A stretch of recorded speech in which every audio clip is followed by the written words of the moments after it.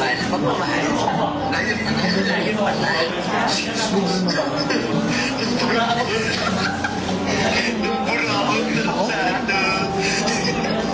Naburaot bigla. Hindi ko rin alam talaga guys eh. Sumikoy. Ay, naka. Hindi ka ka? Masalang sobrang sarap pagmahal man. Wait lang tayo rin.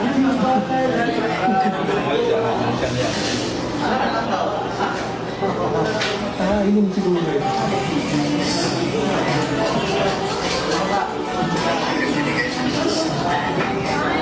Guys, sa mga nag-i-spam ng guys, pambihira. Thank you guys. Pero di na naman kailangan gawin yun.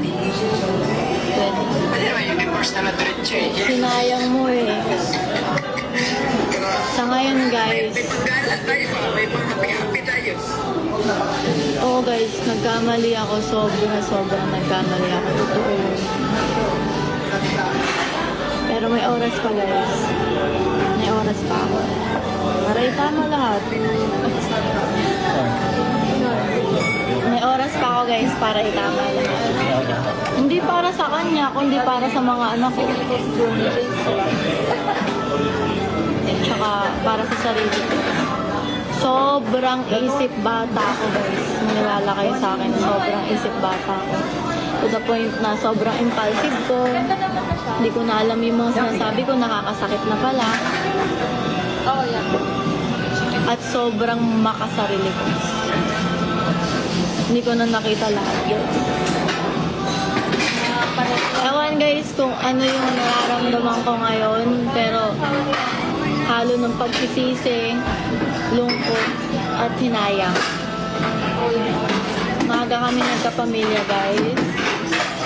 At hindi ko talaga natupad lahat ng mga pangarap ko sa buhay. Kaya minsan, nung nakaraan, sobrang tampo ko talaga sa kanya kasi meron akong pinakamalaking audition. Hindi ko natupad, hindi ko napuntahan kasi kailangan ko mag-alaga ng mga anak namin. Sunod-sunod yun. Sunod-sunod yung tampo ko. 3 years na kaming on and off guys. Sinagad ko siya ng todo ngayon. As in ngayon talaga. As in. Hindi ko alam. Sa social media kami nagsimula. Sa social media rin kami magtatapos.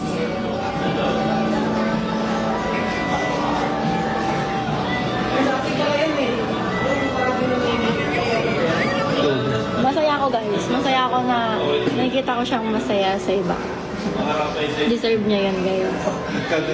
Kung ano man yung nararamdaman ko ngayon, deserve ko yun. Kung ano yung hate niya sa akin ngayon, deserve ko yun. Tao lang din ako guys, nagkakamali.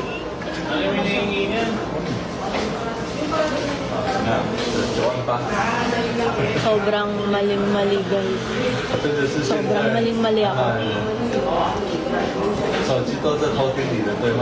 Pero sa kabila ng lahat guys, nakamalian ko guys, may mga magaganda rin na nangyari. As in, na-appreciate ko lahat. Na-appreciate ko lahat ng blessings ko araw-araw. Totoo lang, araw-araw guys, nagdadasal ako na sana matawid ko lahat. Wawa. Sana matawid ko lahat.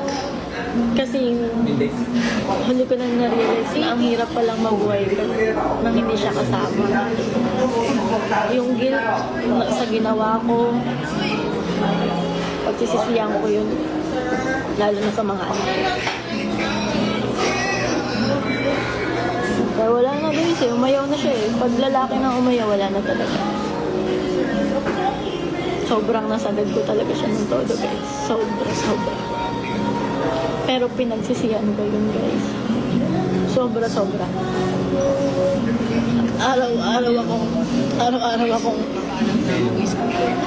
Araw-araw akong pinakain ng konsensya ko guys. Sinasira ko yung pamilya namin. Grabe na yung yung background. Nasasanggip kasi ako. Magkakalat dito ano? Dito. So yun. Best sang in top. Wala na guys. Kung masasabi niyong comeback, wala, hindi ko alam kung kaya pa ba. Kasi pinipili na namin ngayon yung sarili namin.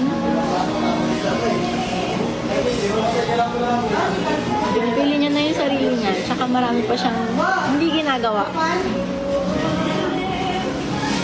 Hindi pa nagagawa. Ako rin. Hindi pa ako nakapag-explore, guys. Sa lahat. Hindi kami nag-uusap ni Holy Father, guys. Hindi na kami nag-uusap. Na out of love rin ako sa kanya nung una. Kaya ako nagawa yun. Pansin ko rin na hindi na talaga kaya. Kaya ako nagawa yun. Pero maniwala kayo sa akin, wala akong iba. Gigis na guys. Wala akong iba guys.